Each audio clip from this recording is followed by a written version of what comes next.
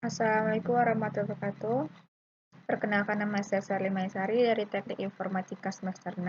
Di sini saya akan mempresentasikan hasil rangkuman saya, yaitu dengan mata kuliah jaringan saraf tiruan. Di sini saya memiliki definisi jaringan saraf tiruan, yaitu jaringan saraf tiruan adalah merupakan salah satu representasi buatan dan otak manusia yang selalu mencoba untuk mensimulasikan proses pembelajaran pada otak manusia tersebut. Lalu sini ada sejarah singkat tentang jaringan saraf tiruan, di mana jaringan saraf tiruan sederhana pertama kali diperkenalkan oleh M. Schuller dan Pitts di tahun 1943.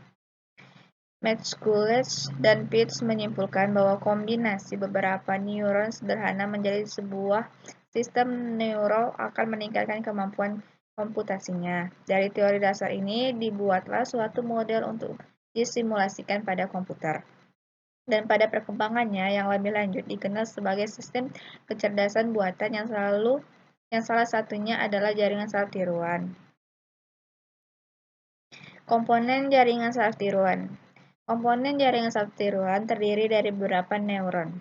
Neuron akan mentransformasikan informasi yang diterima melalui sambungan keluarnya menuju neuron yang lain yang disebut dengan bobot. Informasi tersebut yang akan menjumlahkan nilai-nilai semua bobot. Hasil penjumlahan akan dibandingkan dengan nilai ambang. Apabila neuron aktif, maka neuron akan mengirimkan output.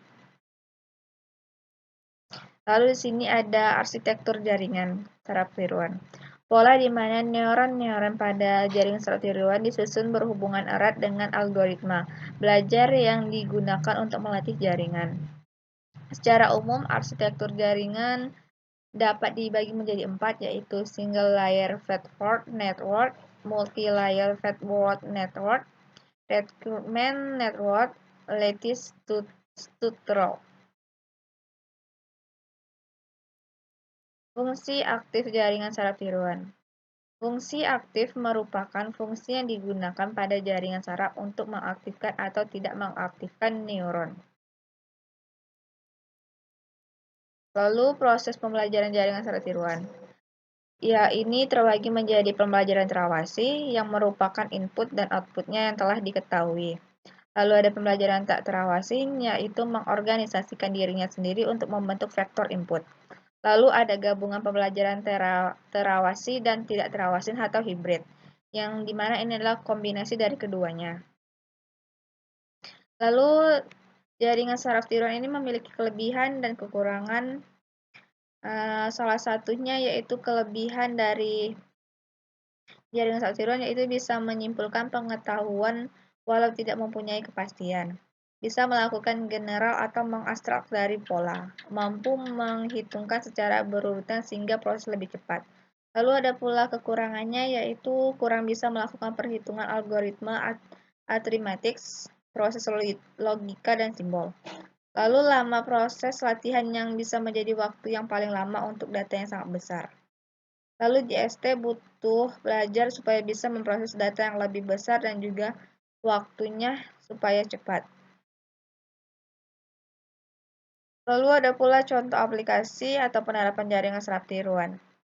Salah satunya yaitu untuk mengendalikan ekspresi wajah menggunakan jaringan saraf tiruan.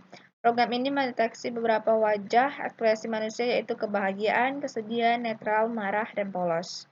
Jenis jaringan saraf tiruan yang digunakan adalah feed forward back propagation. Kesehatan. Dalam bidang kesehatan, sistem diagnosa penyakit dalam adalah dengan menggunakan jaringan saraf tiruan, yaitu metode backpropagation dan learning vector quantization. Pendidikan. Menerapkan jaringan saraf tiruan untuk memprediksikan pencapaian prestasi manusia.